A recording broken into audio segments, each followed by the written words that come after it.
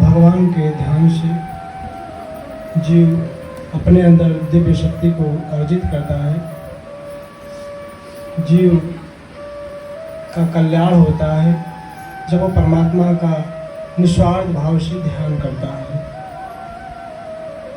मन को एकाग्र करके उस प्रभु में अपना मन लगाता है। जीव परमात्मा में मन नहीं लगा पाता है।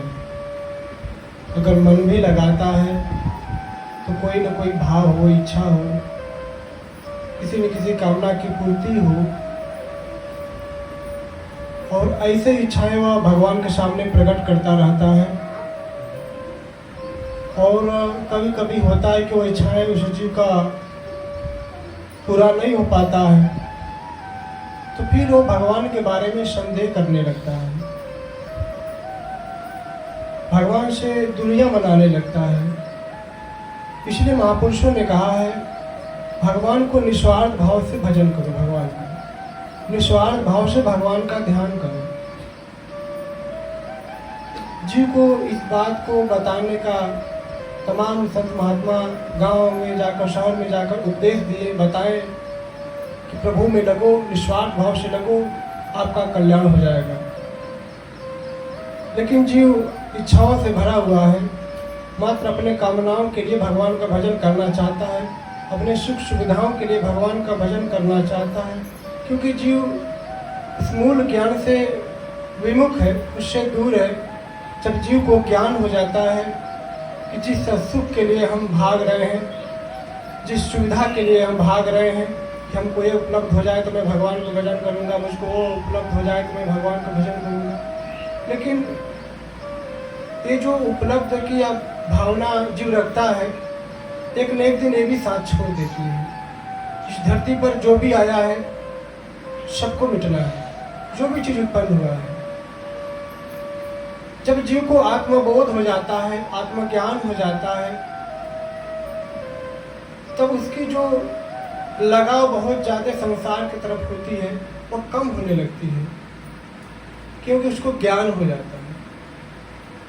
एक गांव का भोला भाला आदमी था, गया था तीर्थ करने के लिए। जब तीर्थ करने के लिए गया तो उसको बहुत तेज लघु शंका लग गया, पेशाब लग गया। वह गांव का भोला भाला व्यक्ति था, वो कभी तीर्थ में नहीं गया था, पहली बार तीर्थ में गया था, और उसको जोरों से पेशाब लग गया। अब जाए तो कहाँ जाए, उसको कुछ नहीं पता था। वो अपना पेशाब करने लगा। एक पुलिस वाला देख लिया, वो तो तुरंत उसके पास अपना ठहरो, तुम क्या कर रहे हो, इस तीर्थ में पेशाब कर रहे हो? तो कहे हम मंदिर इतना बना है। अब वो भोला भला गांव का व्यक्ति, वो पुलिस वाला लगा अड़बी तड़बी देने गांव के व्यक्ति को, तुमको जेल में डाल दूंगा, चलो थाने पर। तो 16 सपाटा के लिए 100 रुपया दिया गया। बोला 100 रुपया तो छोड़ देंगे। अब पुलिस वाले को भोला भाला व्यक्ति 100 रुपया दे दिया। पुलिस वाला आगे गया, थोड़ा सा बढ़ा तो गाँव का व्यक्ति बोला भैया आधा केले पूरा कहाँ कर है, कोई जगह तो बता दो। तो पुलिस वाला बोला कहीं भी कर लो, हमसे उससे मतलब नहीं है। कहने का तात्पर्य यह है कि संसार में जीव एक दूसरे से लाभ से जुड़ा हुआ है। जैसे ही लाभ खत्म हो जाता है, मतलब खत्म हो जाता है, आप कहीं भी जाओ हमसे उससे मतलब नहीं है। अगर जब तक आपका उससे स्वार्थ बनता रहेगा तब तक आप उसको समय दोगे, उसके पास भरपूर बैठोगे। जैसे उससे आपसे मतलब खत्म हो जाएगा, आप उसके पास बैठना पसंद नहीं करोगे। इस दुनिया में लोग एक दूसरे से मतलब से जुड़े हुए हैं, लेकिन हमारे भगवान, हमारे प्रभु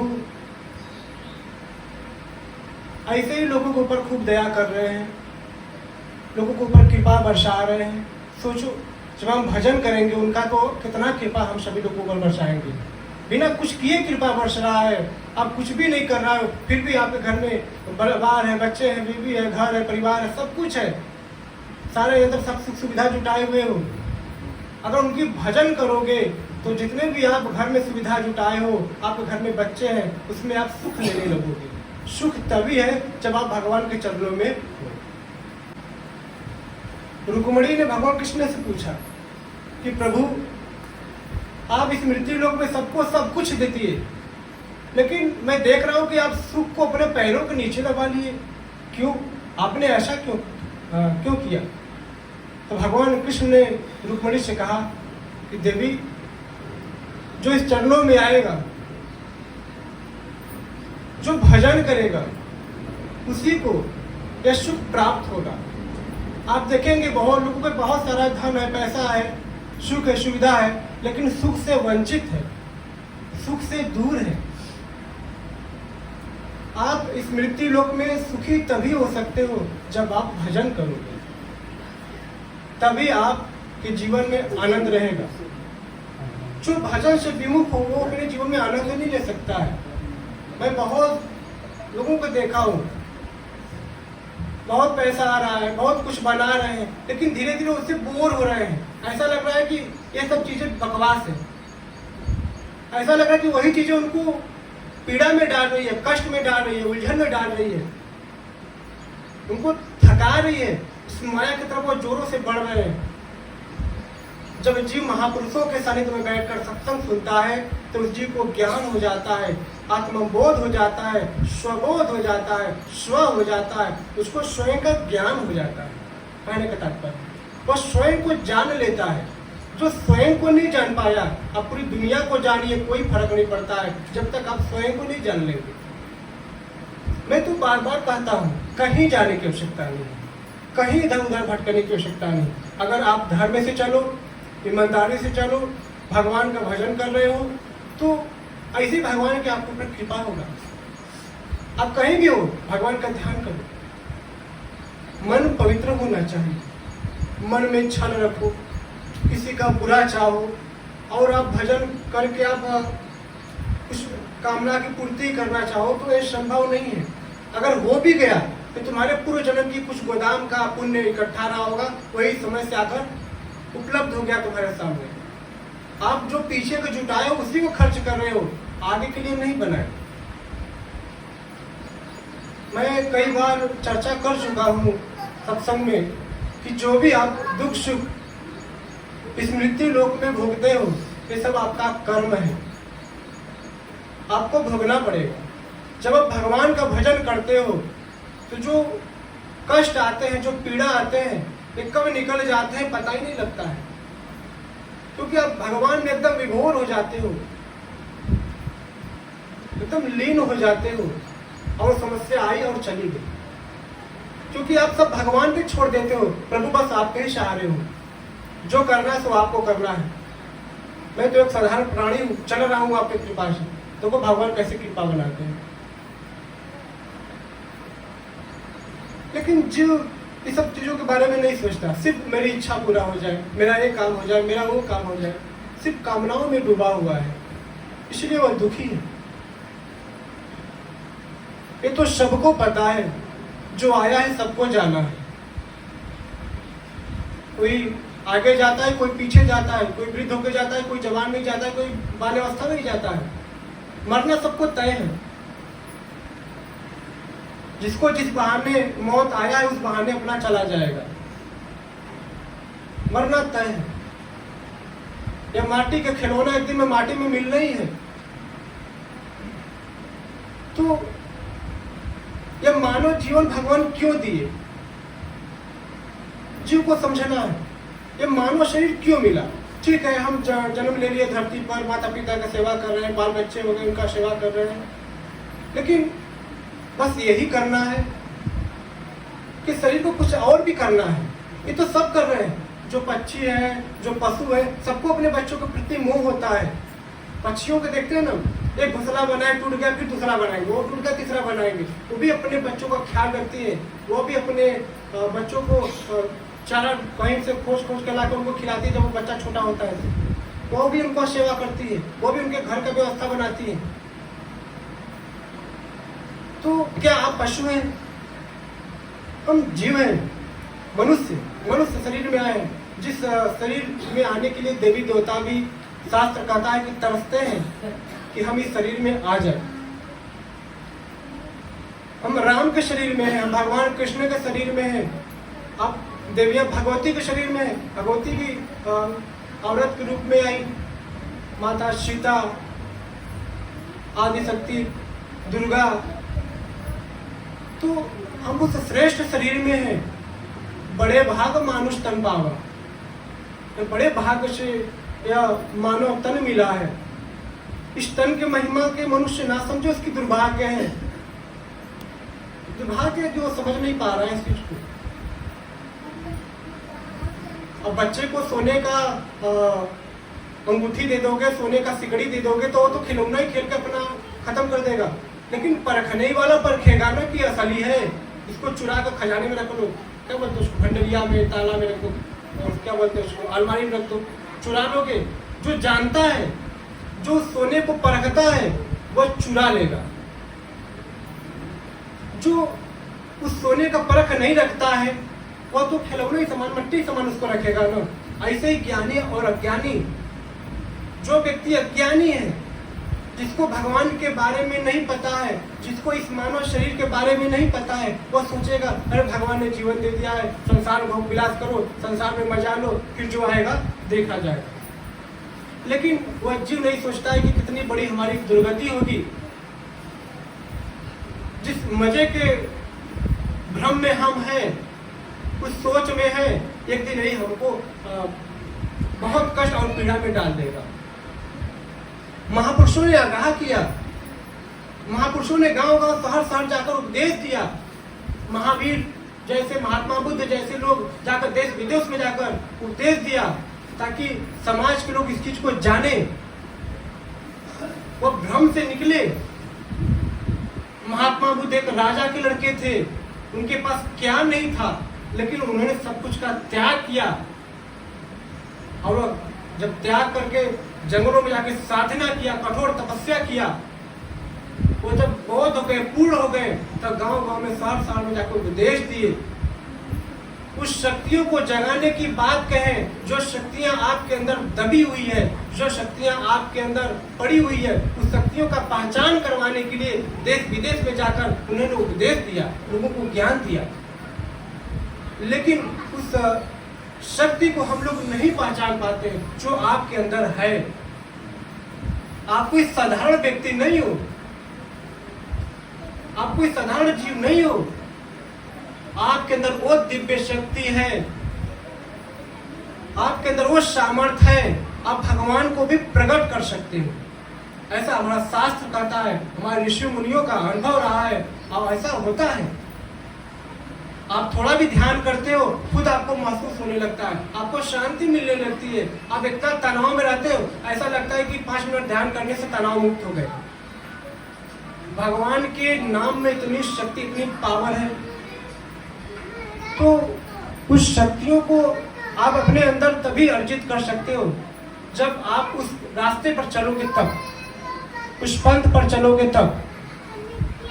मैं बार बार कहता हूं आप लोग को कि भगवान का ध्यान करिए। ज्यादा समय आपके पास नहीं है तो 10 मिनट सुबह, 10 मिनट शाम, जो भी आपके पास समय निकल पा रहा है गृहस्थ जीवन से, आप समय निकाल के सुबह शाम 10-10 मिनट का ध्यान करिए। धर्म से चलो, किसी का बुरा ना सोचो, किसी का बुरा ना करो। देखो जीवन में आनंद आता है कि नहीं। बहुत ज्यादा माया, बहुत ज्यादा मोह जीव को पीड़ा में डाल देता है, कष्ट में डाल देता है। एक इंजीनियर था, उसके मन में अचानक भाव आया कि हम गुलेल मारेंगे। अब वो लगा परिवार में अपने कहने कि मैं गुलेल मारूंगा, मैं गुलेल मारूंगा, तो घर वाले सोचे लगता है पागल हो गया है। अब यही चीज़ रखा हो, लोग डॉक्टर के पास ले गए, डॉक्टर साहब देखिए इसको क्या हो गया, बस गुलेल मारने की बात करता है। डॉक्टर ने पूछा क्या हो गया भाई, तो बोलता है कि हम माटी सानेंगे। तो डॉक्टर बोला माटी सान को क्या करोगे? बोला उसका गोली बनाएंगे।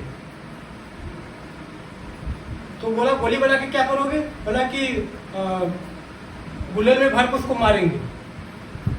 तो डॉक्टर को लगा कि लगता है दिमाग से कुछ पैदल हो गया है, तो डॉक्टर ने दवा लिखी 3 महीने का। जब वो व्यक्ति 3 महीने बाद वापस डॉक्टर के पास आता है तो डॉक्टर से बोलता है कि डॉक्टर साहब हमको विदेश जाना है। तो घर वाले सोचे लगता है ठीक हो गया, अब तो इसको विदेश जाना है। तो डॉक्टर ने कहा कि विदेश जाकर क्या करोगे?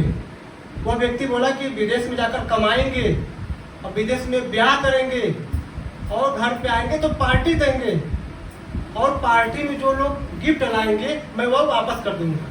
घर वाले बोले ऐसा क्यों करोगे, गिफ्ट वापस किया जाता है? तो इंजीनियर जो था वह बोला कि गिफ्ट मैं वापस करके उनसे मैं चड्ढी लूंगा, उस चड्ढी का रबड़ निकालकर उसका गुलेल बनाकर उससे मैं लोगों को मारूंगा। तो डॉक्टर बोला कि ससुरा का अभी वही हाल है, गुलेल वाला घुमा फिरा के वही डर आ गया। बोला ऐसे जीव है, बड़ी बड़ी बातें करता है, ऐसे करेंगे, भजन घर पे जाएंगे तो ऐसे करेंगे, मन कुछ क्षण के लिए एकाग्र है, कुछ करेंगे, लेकिन जैसे वो एकांत होता है फिर वही माहौल में हो जाता है जिस माहौल में वह पड़ा था। घूमते घूमते फिर उसी जगह आ गया। अभी यहाँ सत्संग सुनाया जा रहा है, मन में भाव उत्पन्न आ जाएगी, चलेंगे घर पे 5 मिनट जरूर समय निकालेंगे, लेकिन जैसे एकांत में बैठा फिर वही भाव जो पहले वाला था, वही गुलेल वाली भाव आ जाए घुमा फिरा के।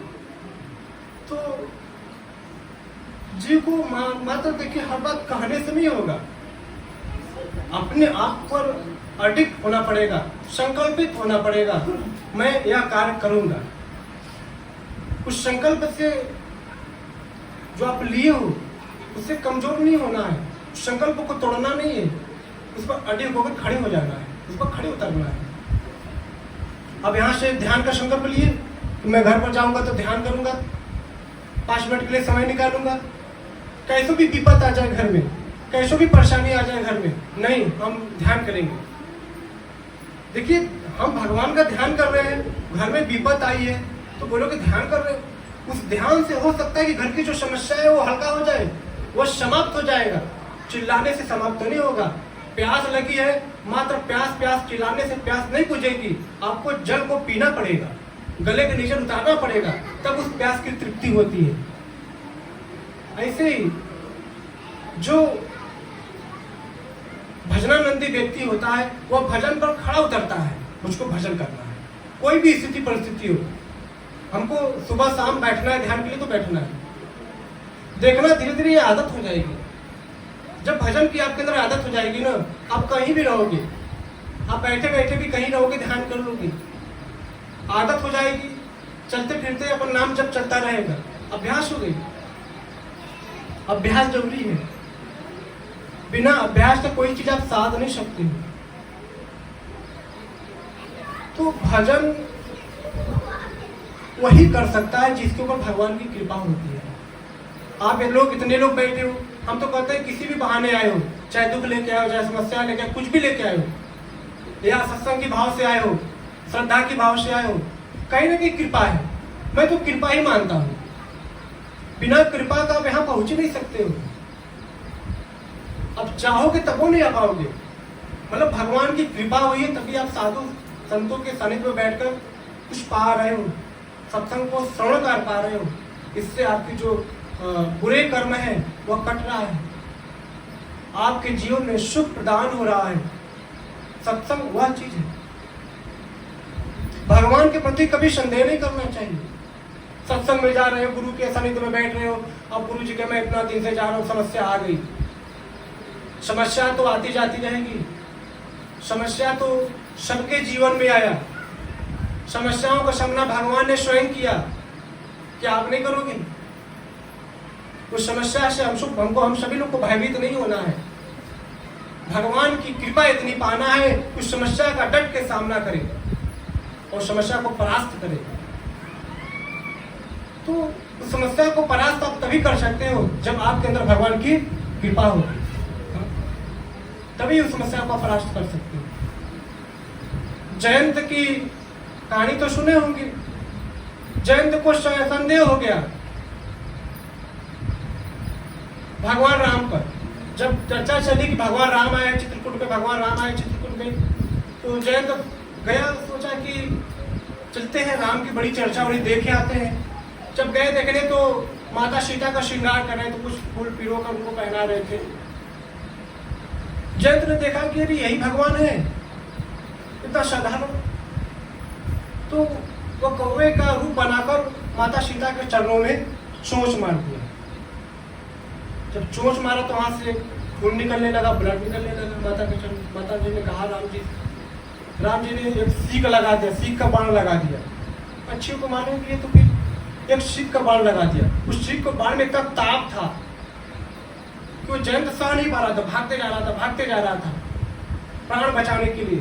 भागते भागते भगवान शिव के पास गया, देवी देवताओं के पास गया, स्वयं अपने पिता के पास, इंद्र के पास गया।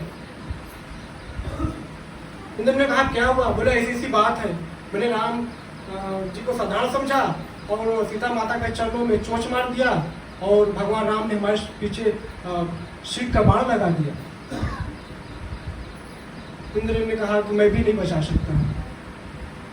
भागे भागे इधर उधर भाग रहे थे देवी देवताओं के पास। तब देवर्षि ऋषि मिले, नारद जी संत थे। नारद जी संत हैं। जब इसका कोई नहीं होता उसका संत होता है। तो नारद जी ने उपाय बताया जयंत को। भगवान के पीछे करुणा भी होता है।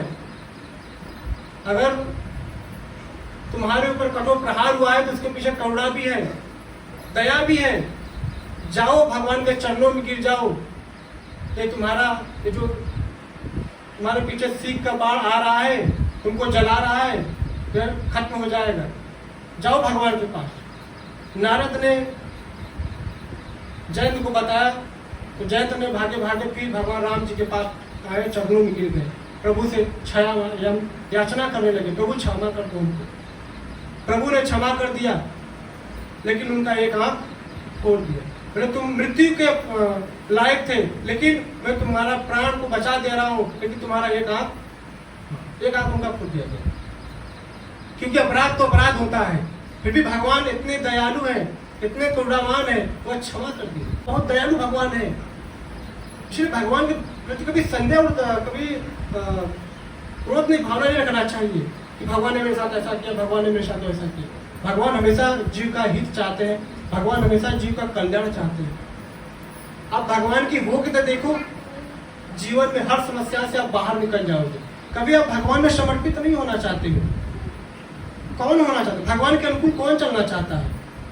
चाहते हो अगर भगवान के मंदिर में गए तो फिर उनको बोलोगे भगवान हमारी काम, मुझे तुमको 1 किलो मिठाई चढ़ा देंगे, 1 किलो छेना बर्फी लड्डू चढ़ा देंगे। सोचो भगवान को भी रिश्वत देने लगे। क्या भगवान भिखमंगे हैं? क्या भगवान की भी इतनी सामर्थ्य नहीं कि वो आपसे भीख लेंगे? ये आपकी सोच है कि हम एक काम हो जाएगा तो एक काम करूंगा। नहीं, भगवान से प्रार्थना किया जाता है, भगवान से विनती किया जाता है, भगवान को रिश्वत नहीं किया जाता है। ये मन की भाव है, हाँ मैं भगवान के लिए करूंगा, मैं मंदिर बनवाऊंगा, मैं लड्डू चढ़ाऊंगा, जो भी आप कर रहे हो, ये तो भाव है। लेकिन रिश्वत की भावना नहीं होनी चाहिए जीव के अंदर। ये भी कहीं ना कहीं अपराध की भाव मान रहे हैं। आपकी श्रद्धा चढ़ाओ, अच्छी बात है, लेकिन रिश्वत की भावना से नहीं कि मेरा एक काम हो जाएगा तभी मैं यह काम आपको करूंगा। ये बहुत गलत काम है। जीव यही गलती करता चला रहा है। तो मैं नहीं चाहता हूँ कि जीव सब अपराध तो करे और अपराधी बने। अपराधी का मतलब दंडनीय हो जाएगा, वो अपने कर्मों का भोग भोगने लगेगा, रोग द्वारा भोगेगा, समस्याएं द्वारा भोगेगा। इसलिए जीव को सत्संग में जाना बहुत जरूरी है। जब मानव सत्संग में बैठकर गुरु के सानिध्य में सत्संग सुनता है तो उसका कल्याण हो जाता है। सत्संग वह वैकुंठ है जहाँ देव और देवियां बसते हैं, जहाँ सुख ही सुख और आनंद ही आनंद बसते हैं। सत्संग एक बकिया है जिसका सदगुरु होता माली है। वह हर बूटे का खुद रखते रखवाली, हर लोग का रखते रखवाली। सत्संग एक बकिया है और उसका खुद माली कौन होता है? गुरु। वो हर लोग का माली होता है। हर जो बूटे जितने भी लोग हैं ना, सबका कल्याण करता है, सबके ऊपर नजर होता है। इसलिए कभी यह नहीं सोचना चाहिए कि मैं गुरु जी से ये बात नहीं कहा, मैं गुरु जी से वो बात नहीं कहा। गुरु जी का ध्यान सबके ऊपर होता है। आप कहीं भी रहो, कहीं भी चले जाओ, धरती मिलेगी आपको। धरती नहीं रहेगी, यही साक्षी है। जो भी आप कर्म कर रहे हो उसका साक्षी धरती है, ये हवा है, आकाश है, वायु है। इसलिए जीव को हमेशा अच्छा काम करना चाहिए, सुबह शाम भजन करना चाहिए।